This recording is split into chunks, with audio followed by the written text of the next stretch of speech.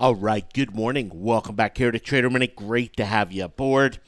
When we get into this time of year, we get into this type of market condition, there are tendencies and then there's what's happening.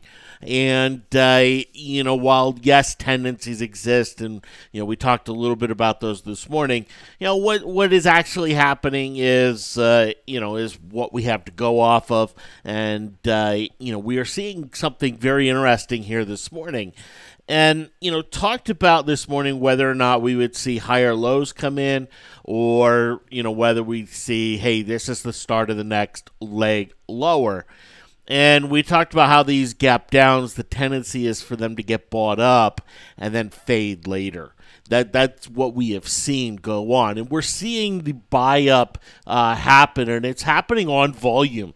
It's a pretty significant buy-in here overall. And if I just come to the 1 minute chart of S&P futures, you can say it's not super volume.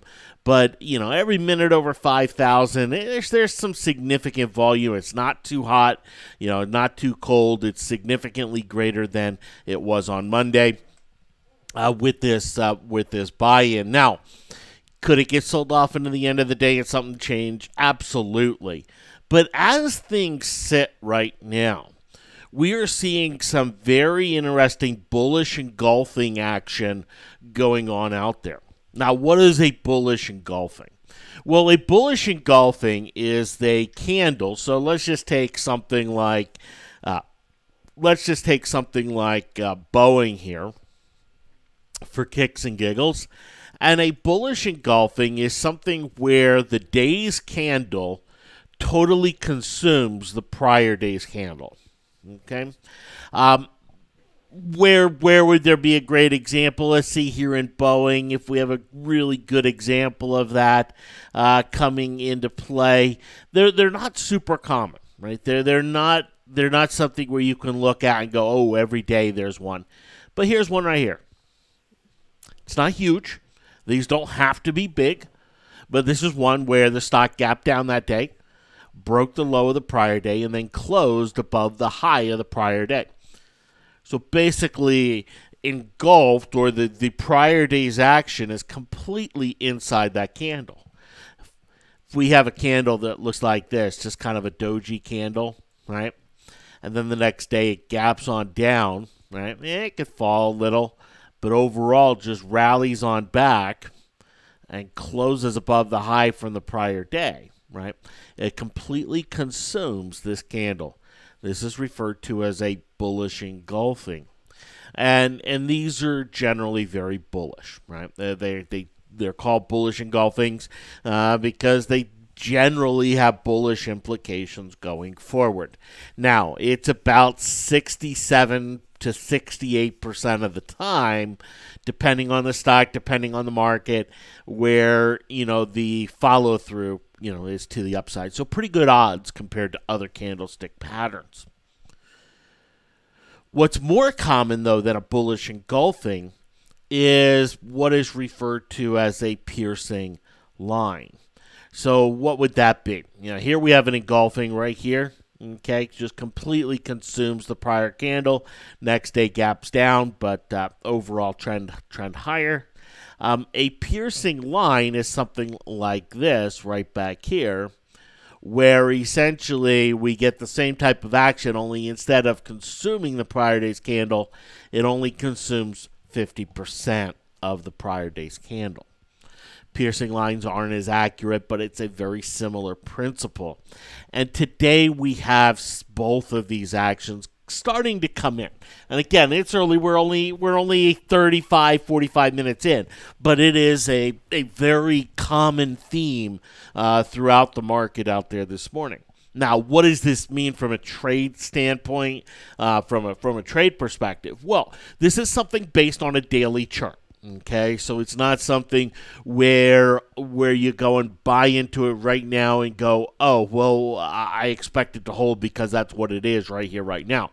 This is something that's daily chart, so a closing price, matters, or, getting a little closer into the close matters. but it has implications for the next several days. 3-4 days is generally what I look at there. But bullish engulfings, piercing lines, they're not the most accurate, out there, right? 67, 68% of the time. Okay, that's a decent percentage, but it's not exactly, it's not exactly as high as I would like to see. But one of the things we can do is we can look at the key levels, right? So let's go here to KB Home. And here's KB Home, and KB Home has potential bullish engulfing action on it here today. Is it going to completely consume Friday or Monday's candle? No, it didn't break below the low from Monday this morning, and it's not quite above the high, right? It's not absolute picture perfect. But when we're dealing with candlestick patterns, it doesn't have to be, right? It just doesn't have to be. Right here, this is a bullish engulfing, even though, yes, it didn't completely consume the low of the prior day. The principle of it is there. And today we have the principle of a bullish engulfing here today.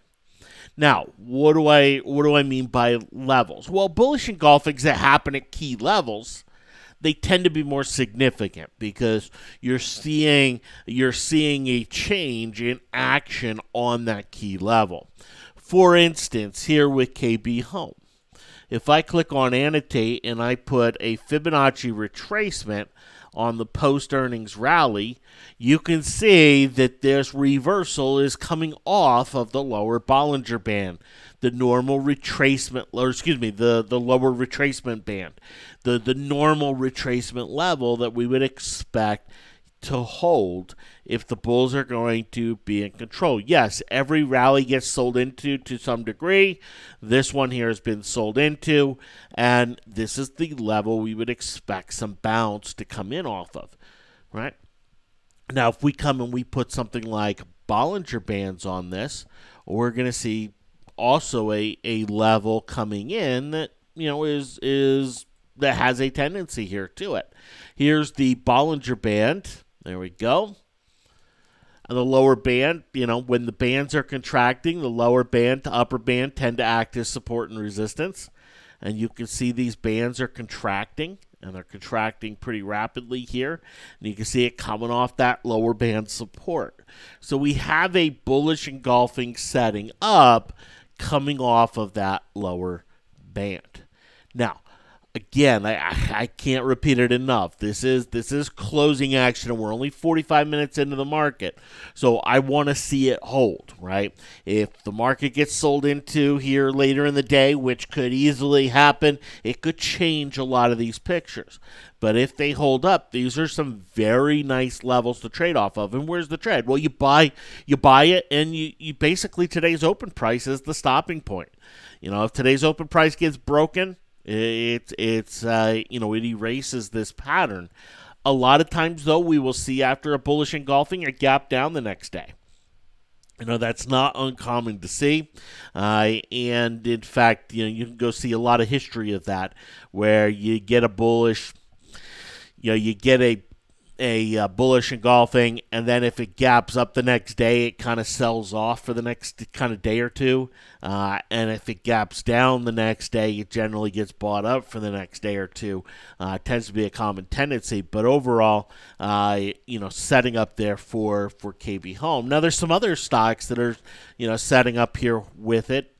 Bank of America, which isn't quite a perfect bullish engulfing because it's not consuming the wick, the upside wick from the candle on Monday, but it's essentially consuming the body of the trade action on Monday. But similar type principle, coming off of a key level. Well, this is that level right back here. That kind of reaction down, snap back up, break on down, snap back up, and you kind of see the pattern developing here. So this would be a very interesting level for it to be, for it to find support on, especially given how much the banks gapped down this morning. And then you start to take a look at some others. One that I mentioned this morning, Las Vegas Sands, right? Absolute bullish engulfing going on. This one has a catalyst. This isn't happening at a key level, but it has a key catalyst associated to it. It's not just market driven. This is driven by, by data that came out about Macau and the revenue growth that's going on there and the Macau numbers. And you can see whether it be Las Vegas Sands or Wynn Resorts, same thing. MGM to a little bit of a degree here. Well, almost the same degree here. But we're seeing these casinos kind of acting the same here. And then you start looking at just some other things and some things that I look at. I go, wait, that's kind of not not what I would expect. But here's Micron, right? Here's Micron with that type of action here this morning. ConocoPhillips has that type of action here this morning, albeit needs a little more rally to complete the bullish engulfing. But bottom line is we see this action happening all over the place out there in the market this morning.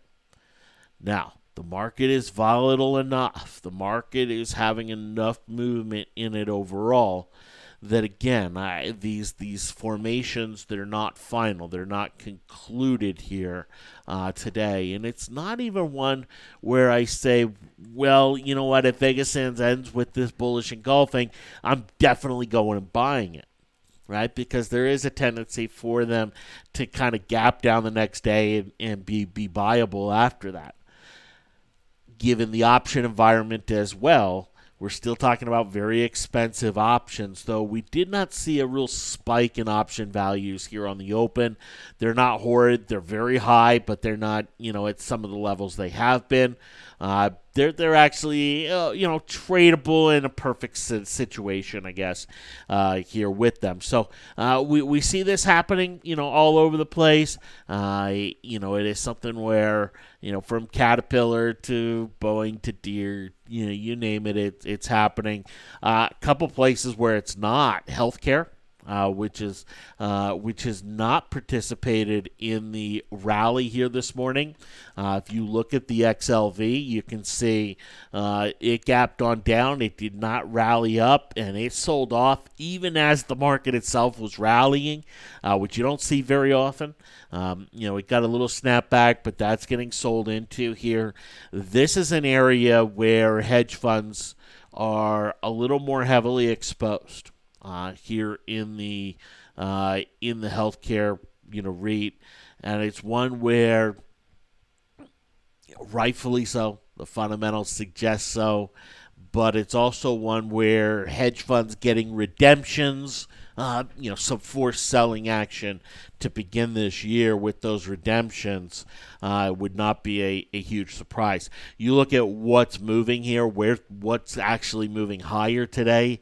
It's stuff where the hedge funds aren't heavily involved, right? It's in the financials, which the hedge funds are just not heavily involved in. It's in some of the, some of the tech stocks, which they have gotten blown out of. The Facebooks and the Amazons, they've gotten blown out into the end of the year. Energy names, which, they're generally short, are actually in the green here this morning, where some of these hedge funds, if you look at some of the money flows, have gone into the end of the year. They've gone into the utilities and into the staples and into the healthcare names to a greater degree, and those areas are lagging here this morning. And so it's one where this really kind of looks like those that are stepping in to this market are buying, but hedge funds themselves, which are not, the entirety of the market. I know when you use the word hedge fund, people think, oh, well, that's what drives the market. No, they absolutely don't drive the market. But you can see here today where that kind of concept of hedge fund redemptions really kind of coming into play. Generally, that's a multi-day theme, and so it's one where if you look at where some of these bullish engulfings are happening, they're not happening in those, heavily hedge fund exposed areas. So we can see those be some very strong outperformers as we go forward. But again, this is now what, an hour into the market, right? An hour into the market. Do want to see how some of the action plays out. We're going to have more volatility here today, meaning we're probably going to have another 30 to 40 points of movement, and potentially in both directions.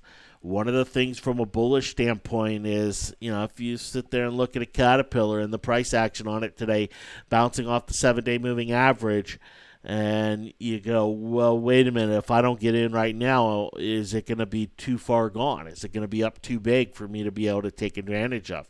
And that is one of the risks. That is absolutely a risk that's there.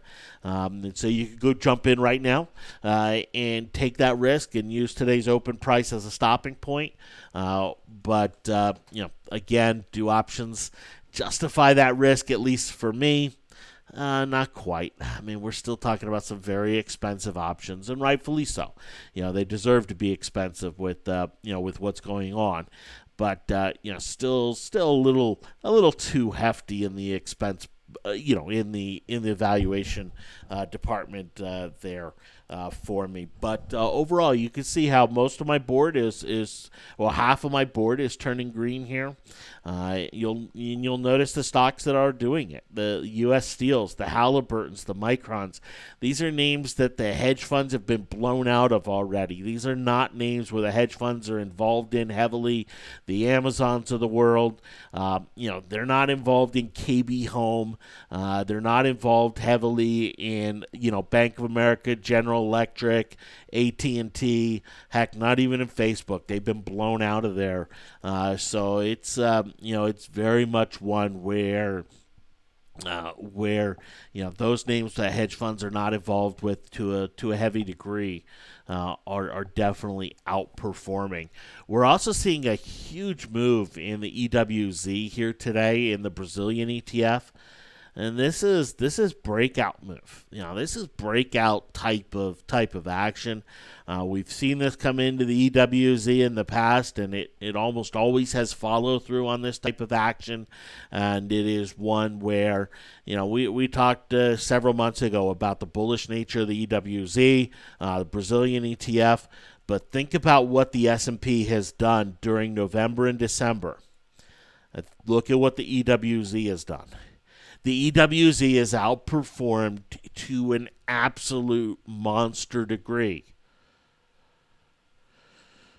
Starting the year with some major strength, chances of that continuing onward are very high as we go forward. Some of the more tradable names in the space are Vale, which doesn't always trade like the EWZ. Will trade more like the FXI or China ETF, but you have PBR, which is also one. But you think about what's going on in oil and how oil has fallen off and how the energy names have really fallen off. PBR's held up really well, but then you get into some of the Banco Bradesco. I mean, here's the Brazilian bank, and we're talking about a breakout. I mean, this is a monster breakout here for Banco Bradesco.